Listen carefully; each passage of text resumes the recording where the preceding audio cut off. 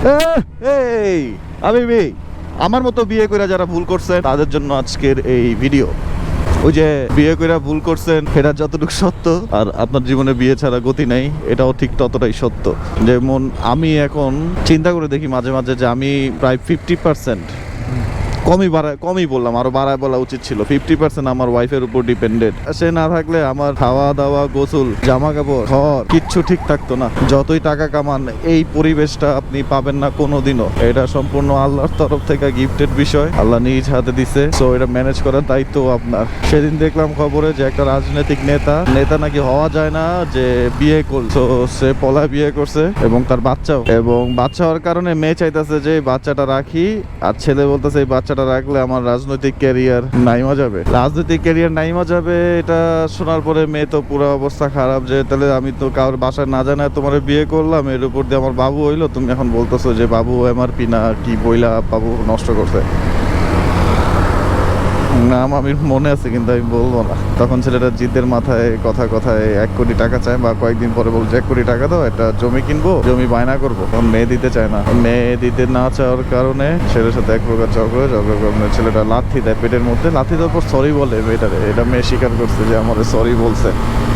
Sorry বলার পরে লাভ কি? আলটিমেটলি সন্ধ্যার পর থেকে তার ব্লিডিং হওয়া শুরু হয়েছে এবং পরে দেখা যায় তার বাবু নষ্ট হয়ে গেছে। নষ্ট হয়ে যাওয়ার পরে সে যতই কান্নাকাটি করুক এটা তার ফিরত আসবে না।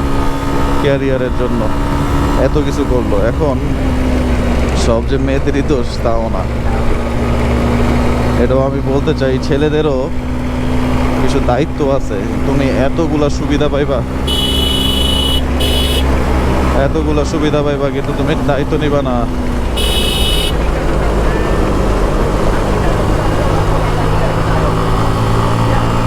এই সুবিধা তুমি ভোগ করবা, দায়িত্ব নিবা না, তা তো হবে না। শোনো, এই হাতটা যেমন তোমার, এই পাটা যেমন তোমার, আল্লাহ যেমন এই তোমাকে চোখ, চুল এগুলা দিচ্ছে, এগুলো তোমার ভালোর জন্য দিছে। আমাদের স্ত্রীও এরকম আমাদের ভালোর জন্য আল্লাহ আমাকে দিছে। এখন ওইটা কি আমি যত্ন করে রাখবো না মিস ইউজ করবো, এটা হচ্ছে সম্পূর্ণ আমার উপর। ঠিক আছে, ঝগড়া হবে, মারামারি হবে, মারামারি ঠিক না, ভুলেও না। ঝগড়া হবে, সবকিছু হবে, কিন্তু মারামারি না, কথা কাটাকাটি হবে।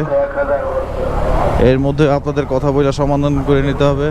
আল্লাহ রাগ সবার মধ্যেই দিছে। যখন ওয়াইফ রাগ করবে তখন অবশ্যই হাজবেন্ডকে ব্যাপারগুলা মাইনা নিতে হবে। আর আমি আপনাদের একটা সলিউশন বলি, মেয়েরা যে কারণে রাগ করে ওটা অহেতুক কারণ। এরকম মাথায় আল্লাহ ওই গেলু দেয়ই নেই। আপনি যদি একবার চিন্তা করে দেখেন যে কি কারণে মেজাজ খারাপ করছে, একবার চিন্তা করে দেখবেন কি এটা হলো ফাও কারণে মেজাজ খারাপ করছে। সবসময় কাম মাইনে থাকতে হবে। যদি ওরা কিছু বলে ওদের কথা কানেই নেওয়া যাবে না, মেয়ে মানুষের কথা কানেই নেওয়া যাবে না, কারণ ওরা বলে ফালতু কথা, ওরা স্ট্যান্ডার্ড লেভেল না, লো লেভেলের কথাবার্তা বলে। সো ওইসব কথা কানে নিয়ে নিজের লাইফকে হ্যাম্পার করার কোনো দরকারই নেই। আমিও তাই করি, কিন্তু মাঝে মাঝে মেজাজ খারাপ হয়ে যায়, তখন আর কিছু করার থাকে না, তখন ঝগড়া হয়েই যায়। আর মেয়েরা একটা সমস্যা হয় কি, যে মেয়েরা সরি বলতে চায় না। এই সরি বলতে না পারার কারণেই আমাদের মেজাজ আরো খারাপ হয়ে যায়, যে ভুল করছে সরি কে কোটা।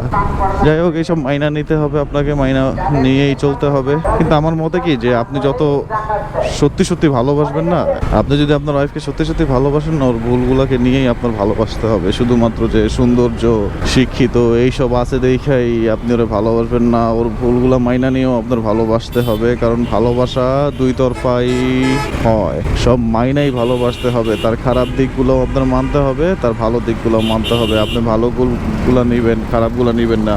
কিরকম বদর করে গেল, দিকগুলো নেবেন, ভালো দিকগুলো নেবেন, তা হবে না। আর এরকম মূল্যবান আরও সুন্দর টিপস পাওয়ার জন্য অবশ্যই আমার চ্যানেলটা সাবস্ক্রাইব করে রাখবেন। ফেসবুকে থাকলে লাইক বাটনে ক্লিক করে দিবেন, যাতে আমি আপনাদের সংস্পর্শে থাকতে পারি। মুলার জুস কক্সবাজার থেকে আনছি। আল্লাহ হাফেজ ভাই, টাটা।